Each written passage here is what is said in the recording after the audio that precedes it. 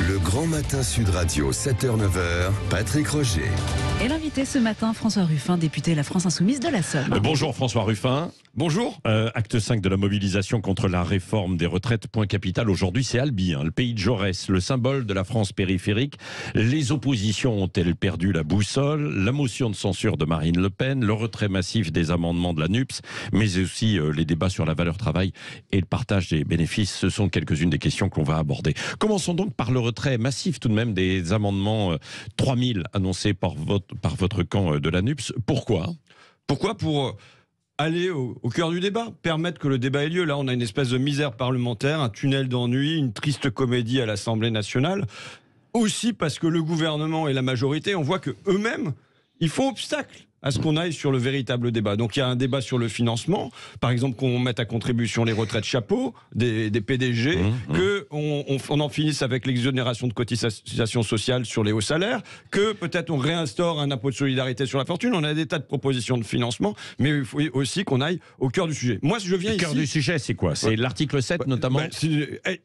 Oui, que l'Assemblée débatte du report de l'âge de 62 à 64 ans. Moi, je suis quand même stupéfait, vous savez.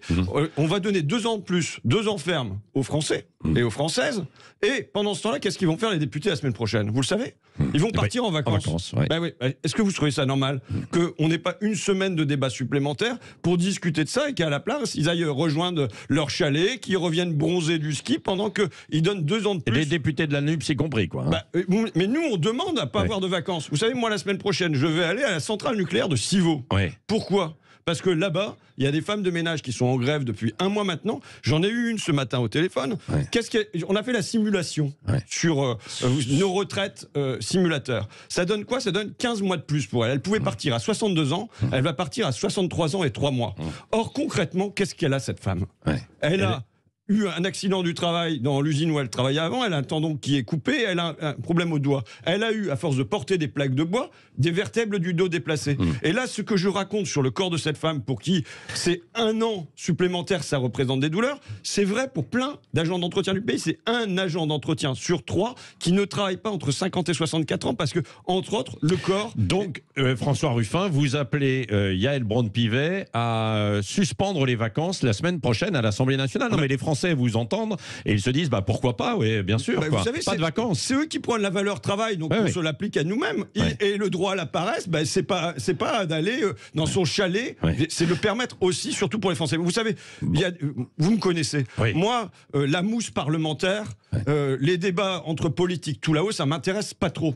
Ce qui m'intéresse, c'est ce que va être la vie des gens. Et je vois que concrètement, pour Marie-Agnès, dont je viens de parler, ça va être 15 mois de bonheur possible en moins. Parce que quand on arrive à la retraite et qu'on est encore en bonne santé, qu'on peut en profiter, qu'on peut faire des gâteaux au chocolat avec ses petits-enfants, qu'on peut les amener à la gym, qu'on peut faire la chorale et tout ça, ce sont des mois de bonheur sur des existences qui sont souvent bien dures. Et c'est ça dont vient priver Marie-Agnès et alors, tous ses collègues. François Ruffin, il y a une autre question simple. Donc il reste quand même plusieurs milliers d'amendements.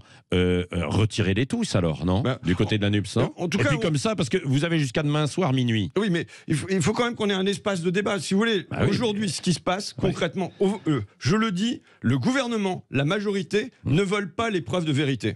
Bon, sachant que pour moi, l'épreuve de vérité, elle va pas seulement être à l'Assemblée. Elle est évidemment dans la rue.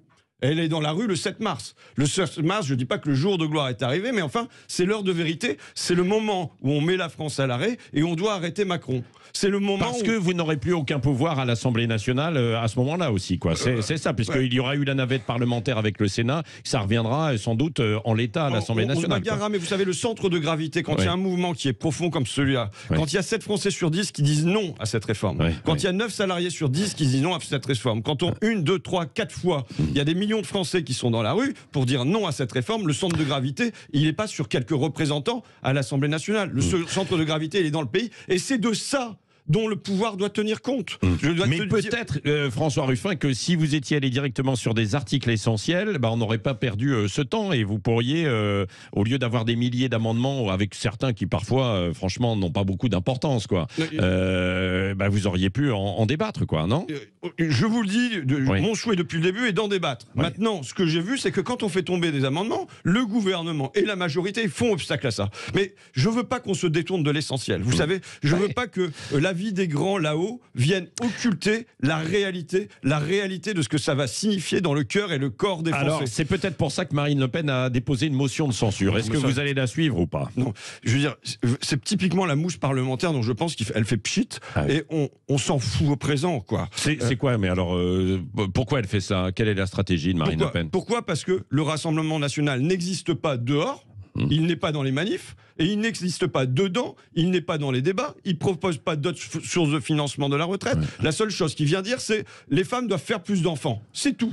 Donc à un moment, pour exister, il pose une motion de censure, pour exister dans ce débat-là, mais on sait d'avance qu'elle va faire pchit, et même encore... Mais vous pourriez la voter avec le Rassemblement national, elle va venir nous priver d'une demi-journée de débat supplémentaire, et on en a déjà eu, je ne sais pas, un gros paquet, 7, 8, 9 motions de censure, dont on a vu que c'était de l'échec permanent. Tandis que sur, par exemple, le financement, la première partie du projet de loi, le vote, là, peut-être qu'il y a plus de suspense et on n'y aura pas droit. Bon, donc vous rejetez cette idée de la motion de censure? C'est nul. Ah, bah c'est nul. C'est nul. C'est pas notre boussole. Vous savez, notre boussole, parce que le président, il dit les oppositions n'ont pas de boussole. Moi, je pense qu'il faut dire que Macron a une boussole. Alors voilà, c'est ça. Qu'est-ce que vous lui répondez quand il dit ça Macron a une boussole. Sa boussole est très claire. Elle indique toujours le Sud, vous savez. C'est contre les salariés, contre les Français, pour les marchés, pour les financiers. Et de manière constante, au fond, on ne peut pas lui reprocher d'errer. De manière constante, depuis 5 ans, il prend le parti de la finance contre celui de la France. Parce que moi, ce que je viens porter aujourd'hui, c'est pas seulement la défense de la justice sociale pour les salariés. C'est au-delà de ça. C'est une vision de notre pays. C'est la place du travail dans notre pays. Moi, quand je le parcours, j'assiste à quoi? J'assiste à une crise des vocations. À l'hôpital, les infirmières qui sont usées, les aides-soignantes qui en ont marre, un hôpital en lambeaux. Je vois des écoles où on recrute des enseignants en job dating et les instituts qui sont découragés. Je vois qu'on manque de conducteurs dans les trains. Je vois que les réacteurs sont pas réparés parce qu'on n'a pas de couvreurs, pas de zingueurs. Je vois que les rénovations thermiques s'opèrent pas des bâtiments parce qu'il nous manque des salariés là-dedans. Et est-ce que vous croyez que c'est un encouragement envoyé au monde du travail que de dire, 1, on n'indexe pas les salaires sur l'inflation et vos salaires se font rogner, 2, on vous rajoute 2 ans de plus et vous y gagnerez rien. Est-ce que vous pensez que c'est quelque chose qui valorise le monde du travail? Mais François Ruffin, Emmanuel Macron, là en l'occurrence, c'était sur l'index senior. Il dit, je ne comprends pas évidemment les oppositions qui ne votent pas cet index senior alors qu'elles le réclament dans les entreprises. Non. C'est vrai que c'est un peu paradoxal. C'est complètement bidon. Vous voyez Non mais attendez, cet index senior, c'est un truc à la noix, c'est vraiment du gadget. Pour dire quoi? Pour dire les entreprises doivent publier combien de seniors elles ont à l'intérieur. Il se trouve que c'est déjà dans le bilan social des entreprises. On l'a fait en direct avec mon collègue communiste Sébastien Jumel quand il disait ça. On allait voir Renault publier le nombre de seniors qu'il y a, Stellantis publier nos seniors qu'il y a. C'est pas ça l'enjeu. Vous savez, là j'ai le tableau du nombre de personnes qui entre 50 et 64 ans ne sont ni en emploi ni en retraite. C'est dans le bâtiment, chez les ouvriers non qualifiés, 1 sur 2. C'est chez les industriels de l'agroalimentaire, un ouvrier, 1 sur 3. C'est chez les agents d'entretien dont je parlais tout à l'heure, 1 sur 3. Et que font-ils alors? Ils sont usés par la pénibilité de ces métiers-là. Est-ce que vous croyez que c'est juste en ayant un index qui vient dire combien vous employez encore de seniors qu'on va s'en sortir? Pas du tout. Et en plus, c'était sans sanction. Donc vraiment, c'est la mousse mise autour de ces 2 ans. Mais vous savez, les Français l'ont bien compris. Ils peuvent faire toute la pédagogie qu'ils veulent. Les Français ont bien compris que le cœur du sujet pour le gouvernement, c'est de leur rajouter 2 ans de plus. 2 ans de plus, alors que dans le même temps, on ne va pas toucher au super profit total, aux 20 milliards d'euros, on ne va pas y toucher. Ils sont protégés, ceux-là. Mais en revanche, c'est sur la vie des Français qu'on va venir mettre un nouvel impôt. Et ça, les Français l'ont très bien compris. Oui, mais alors, on vous répondra qu'on est dans un univers concurrentiel et qu'aujourd'hui, on est plus en forme quand même à 62, 63 ans dans certaines professions et qu'il faut continuer en fait de travailler un peu plus si on veut résister. Écoutez, vous avez vu les fermetures d'emplois, vous avez vu le déficit de la France. Justement, moi je veux bien parler du déficit. Non, mais c'est vrai. Déficit commercial. 165 milliards. Réfléchissons-y. Comment ça se fait que c'est pas davantage dans le sujet? Comment on répond à ça?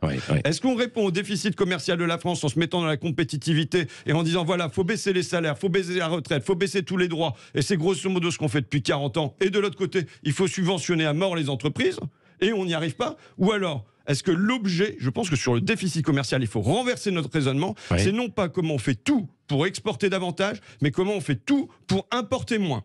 Et la première chose à importer moins, c'est évidemment l'énergie. C'est pour ça que ça fait 5 ans que je dis qu'il faut une rénovation thermique des bâtiments. Donc il faut produire en France, quoi. Aussi. Il faut souveraineté nationale. Vous savez combien je porte sur la question du protectionnisme. Il nous faut des taxes aux frontières, il nous faut des barrières douanières, il nous faut des quotas d'importation. Non pas tous azimuts, non pas surtout. Peut-être qu'il ne faut pas commencer par ma chemise que je porte ou mon costume que je porte. Mais par exemple sur le médicament. Comment ça se fait qu'on est plus fichu de produire des antibiotiques en France? Comment ça se fait que même pour rapatrier le Dafalgan, on a du mal à rapatrier ça? Non, c'est pas normal. Donc il faut, 1, produire en France, et 2, il faut avoir pour objectif d'importer beaucoup moins. Oui. Il faut renverser la logique là-dessus. François Ruffin, il nous reste 3 minutes aussi. Vous insistez beaucoup sur le partage de la valeur et du travail. Mais alors comment, très concrètement? Comment? Vous savez, moi je viens pour défendre une chose simple. Oui. Monsieur Roger, une chose qui est tellement évidente, qui relève tellement de la décence et du bon sens. Les Français doivent vivre de leur travail. Point. Aujourd'hui, ce n'est plus le cas. C'est évident. Quand on interroge des gens qui touchent 1 300 €, c'est la galère tout le temps. Pas seulement pour vivre, mais même pour survivre. C'est aujourd'hui 1/3 des Français qui se restreignent sur les quantités dans leur assiette. C'est 1/3 des Français qui privent leurs enfants d'activité. Vous savez, moi, j'interroge des tas de gens, et ce qui est un marqueur, par exemple, c'est les ouvriers, les chefs de ligne, qui vous expliquent comment ils partaient en vacances quand ils étaient enfants avec leurs parents, et comment maintenant, ils partent plus en vacances avec leurs enfants. Oui. C'est un sentiment de déclassement. Donc, on indexe les salaires sur l'inflation. On indexe les salaires sur l'inflation. C'est une évidence. Donc ça va être une spirale, ça peut-être? Non, c'est pas une spirale. Vous savez, quand il y a une spirale sur les hauts salaires, que les PDG du CAC 40 s'augmentent de 52%, manifestement, cette spirale inflationniste-là, elle inquiète assez peu les journalistes et assez peu les ministres. D'accord? Oui, c'est signalé un peu partout. Mais, voilà, bon, mais ça n'inquiète pas. Quand il y a une spirale des bénéfices de chez Total et des dividendes, le CAC 40, c'est un record de tous les temps des dividendes. Cette année, 80 milliards d'euros. Cette spirale inflationniste-là, elle n'inquiète pas. Et bizarrement, quand il s'agirait que Marie-Agnès, qui là est aujourd'hui à 1 375 € net, comme agent d'entretien à la centrale nucléaire de Civaux, quand on dit que son salaire devrait être indexé sur l'inflation, là... Mais vous avez vu, il y a eu un accord qui a été... Là, soudainement, on redoute la spirale inflationniste. Ouais, il y a eu un accord qui a été signé entre les syndicats et puis le MEDEF là, cette semaine sur le partage justement des bénéfices. D'abord, c'est pas tous les syndicats. Non, c'est pas tous les syndicats. Il y en a quelques-uns.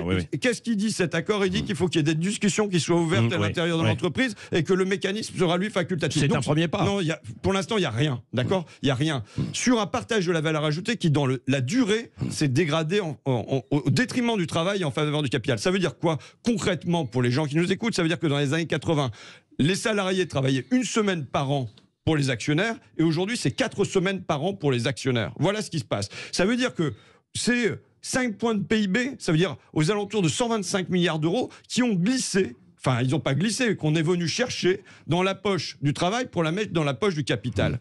C'est un hold-up géant et silencieux. C'est à la fois le point central et le point invisible de ce qui se passe en économie. Vous savez, c'est un cadre, un syndicaliste cadre de la CGC qui est venu devant les députés à l'Assemblée nationale, devant la majorité, et qui a dit « Mais au service de qui êtes-vous ? Est-ce que vous êtes au service des Français ou est-ce que vous êtes au service des financiers ?» En pointant ce point central et qui aujourd'hui... les financiers, c'est eux qui détiennent le pouvoir, et notamment aussi les fonds de pension qui viennent, et puis l'ensemble des investissements aujourd'hui. C'est à nous de choisir. C'est à nous de choisir s'ils détiennent le pouvoir. Moi, je pense, je viens pour vous parler. Vous savez, aujourd'hui, je ne pense pas que ça soit une grande date de mobilisation. Non, pourquoi? Parce que c'est les vacances, il y a des tas de causes à ça. Oui. La date qu'il faut retenir pour tout le monde, c'est le 7 mars. Et le 7 mars, il y a une question sociale qui se pose sur la retraite. Attendez, 62 à 64 ans, mais je pense qu'il y a une question démocratique qui se pose.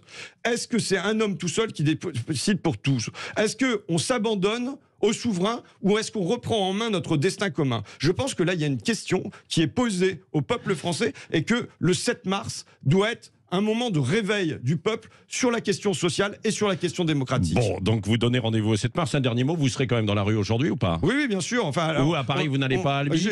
J'ai un trou pour... non, je reste à Paris parce que j'ai un trou pour continuer à défendre les gens à l'Assemblée nationale, même si je pense que le cœur de la bataille, il va se jouer le 7 mars et que j'invite tous les auditeurs, même si ça sera la première fois de leur vie, à les commerçants à baisser leurs rideaux, chacun à faire quelque chose. Mais je pense que je serai à l'Assemblée, c'est mon boulot aujourd'hui. Merci François Ruffin, député de la France Insoumise de la Somme, qui était l'invité ce matin de Sud Radio. Merci à vous.